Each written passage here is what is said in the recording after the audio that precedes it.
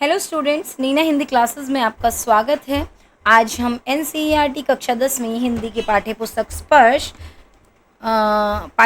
स्पर्श का पाठ 5 तोप पढ़ेंगे। तोप बच्चों एक कविता है जो कि वीरेन डंगवाल जी ने लिखी थी।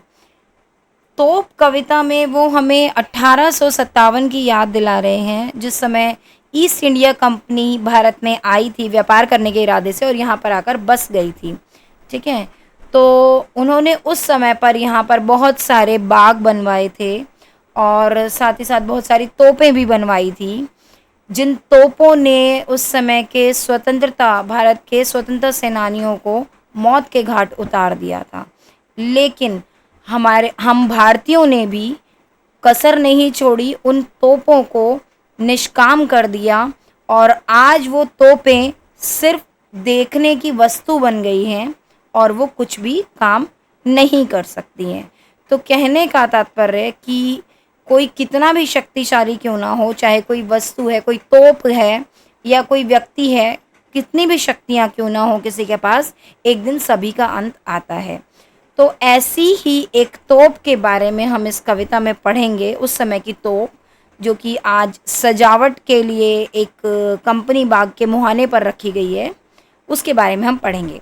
तो आइए इस कविता को शुरू करते हैं। कंपनी बाग के मुहाने पर धर रखी गई है यह 1857 की तोप। इसकी होती है बड़ी संभाल, विरासत में मिले कंपनी बाग की तरह, साल में चमकाई जाती है 2 बार। यहाँ पर इन पंक्तियों में वीरेन डंगवाल जी हमें बता रहे हैं कि 1857 की लड़ाई में इस्तेमाल की गई तोप, जो कि अब कंपनी बाग के मुहाने मतलब प्रवेश द्वार पर रखी गई है, जो कि ईस्ट इंडिया कंपनी द्वारा बनाया गया था। क्या ये बाग, ठीक है, कंपनी बाग ये ईस्ट इंडिया कंपनी द्वारा बनाया गया था और ये तोप भी उन्हीं के द्वारा बनाई गई थी। तो कहने का मतलब कि यह बाग हमें ईस्ट इंडिया कंपनी द्वारा विरासत में मिला और उसी की तरह ही तोप भी हमें उन्हीं से विरासत में मिली है। और कंपनी बाग की जिस प्रकार से खूब संभाल होती है आज, उसी तरह से इस तोप की भी खूब संभाल होती है और साल में 2 बार, इसमें लिखा है ना, साल में चमकाई जाती है 2 बार, कि साल में 2 बार का, एक स्वतंत्रता दिवस पर और एक गणतंत्र दिवस पर इसे खूब चमकाया जाता है। ठीक है, आगे, सुबह शाम कंपनी बाग में आते हैं बहुत से सैलानी, उन्हें बताती है यह तोप कि मैं बड़ी जबर उड़ा दिए थे मैंने अच्छे अच्छे सूरमाओं के धज्जे अपने ज़माने में। अब यहाँ पर आगे वीरेन डंगवाल जी हमें बता रहे हैं कि सुबह शाम कंपनी बाग में बहुत से सैलानी मतलब घूमने वाले लोग आते हैं और मानो ऐसा लगता है कि ये तोप उनको बता रही हो कि अपने ज़माने में, कौन सा ज़माना, 1857 का, कि मैंने बड़ी ज़बरदस्त, कि मैं बहुत ही ज़बरदस्त शक्तिशाली थी और मैंने बहुत से सूरमाओं के, अच्छे अच्छे सूरमाओं के, मतलब स्वतंत्रता सेनानियों के धज्जे उड़ा दिए थे, मतलब उनको मौत के घाट उतार दिया था, उन्हें बुरी तरह से हरा दिया था। ठीक है, कहने का तात्पर्य यह है कि तोप मानो लोगों से कह रही है कि एक समय उसने बहुत से लोगों को हराया, परंतु आज वो एक सिर्फ वस्तु के समान पड़ी है और लोग उसको देखने आते हैं। ठीक है, कि आज वो एक वस्तु के समान पड़ी है और लोग उसको देखने आते हैं।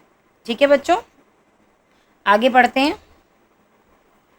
अब तो बहरहाल छोटे लड़कों की घुड़सवारी से अगर यह फारिग हो तो उसके ऊपर बैठकर चिड़िया ही अक्सर करती हैं गपशप। कभी कभी शैतानी में वे इसके भीतर भी घुस जाती हैं, खासकर गौरैयें। ये बताती हैं कि दरअसल कितनी भी बड़ी हो तो एक दिन तो होना ही है उसका मुंह बंद।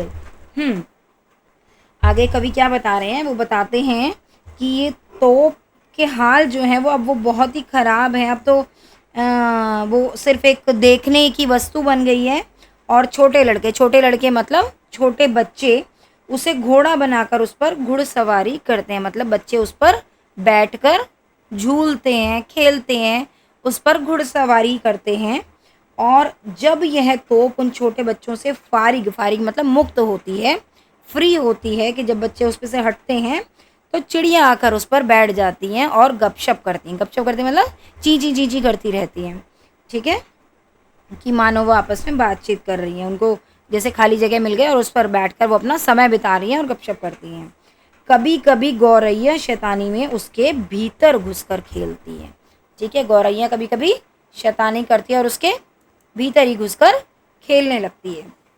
यहाँ पर कभी बता रहे हैं कि चाहे तोप कितनी भी बड़ी हो, उसका मुंह एक दिन बंद हो ही जाता है, ठीक है, कितनी भी बड़ी तोप हो, उसने कितने ही लोगों को मार गिराया हो, लेकिन एक दिन तो उसका मुंह बंद हो ही जाता है। का मतलब क्या है, इससे कभी क्या समझाना चाहते हैं, उनका कहने का मतलब ये है कि कोई व्यक्ति हो या वस्तु हो, चाहे वो कितना ही बड़ा क्यों ना हो, मतलब कितना ही शक्तिशाली क्यों ना हो, किसी भी प्रकार से, चाहे धन दौलत किसी भी प्रकार की, ठीक है, या शारीरिक शक्ति मानसिक शक्ति किसी व्यक्ति में हो, या इसी प्रकार से कोई वस्तु हो, तोप हो, उसमें भले ही कितनी शक्तियाँ क्यों ना हो, लेकिन सभी का अंत एक दिन आता है।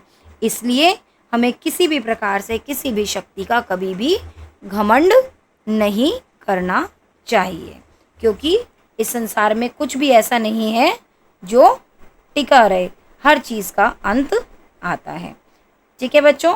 तो उम्मीद करती हूँ आपको मेरी वीडियो पसंद आई होगी। अगर आपको वीडियो पसंद आई, आपको ये कविता अच्छे से समझ आई, तो मेरी वीडियो को लाइक शेयर और चैनल को सब्सक्राइब ज़रूर करें। जल्दी मिलते हैं अगली वीडियो में। धन्यवाद।